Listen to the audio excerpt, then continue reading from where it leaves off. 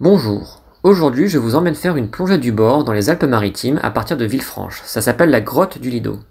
Pour y aller, il faut se rendre à Villefranche, chemin du Lido, et ensuite se garer sur le parking tout au bout du chemin pour ensuite revenir sur ses pas et prendre le petit escalier qui permet de descendre. Voilà l'escalier dans lequel vous allez descendre avec beaucoup de gens, c'est le sentier du littoral, hein. La vue du bas et enfin la vue sous-marine. Donc pour trouver la grotte, et bien donc là c'est un petit schéma, vous avez l'escalier, vous descendez sur un fond d'environ 15 mètres, là, entre le violet et le vert, et ensuite vous suivez le bas du tombant pour arriver sur la grotte. Alors c'est pas vraiment une grotte en fait, c'est une anfractuosité dans le rocher, hein, environ 25 mètres, qui est avec un pilier. Donc vous verrez en fait on fait le tour du pilier.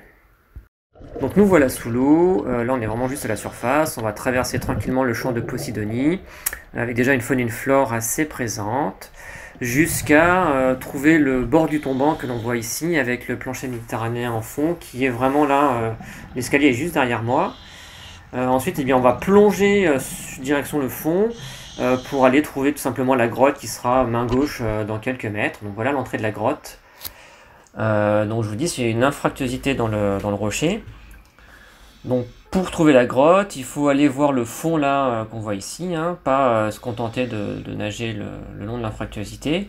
Donc on va vraiment chercher le fond de la grotte,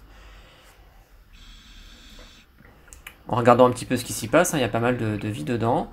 Et là on va voir, comme je vous le disais, le fameux pilier. Voilà, hein, que l'on voit ici. Donc on va prendre à gauche de l'image là pour faire le tour du pilier.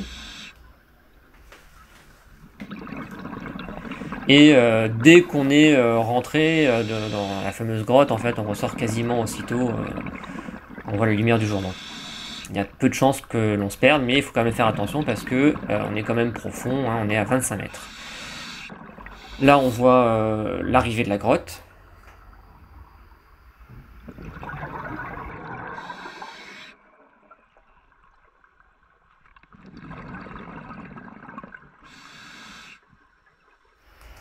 Et je rejoins mes deux plongeuses de la journée. Une fois qu'on sort de la grotte, on part de nouveau main gauche, le long du tombant. Donc là on peut descendre, nous on est descendu jusqu'à 35 mètres. On peut aller un petit peu plus profond, jusqu'à 40-45, mais assez rapidement, comme on le voit ici, on se heurte au sable du fond de la passe. Là on voit pas très bien, mais en fait on avait 35 mètres de visibilité, puisque d'ici je voyais la surface. Et on retrouve mes deux petites plongeuses en train de chercher dans le coralligène des choses qui les intéressent. Là on arrive assez rapidement à la limite de non-décompression, donc à vous de voir ce que vous voulez faire. Nous on est remonté, donc là pour revenir, je vous conseille de suivre comme on le fait ici, là, le bord du tombant, mais cette fois-ci au-dessus. On voit les petites bulles là de la grotte qui s'échappent. On est à peu près à 15 mètres et ça nous ramène au départ. Pour ne rien rater de mes aventures, abonne-toi à ma page et surtout active les notifications.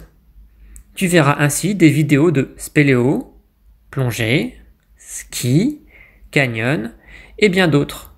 À bientôt!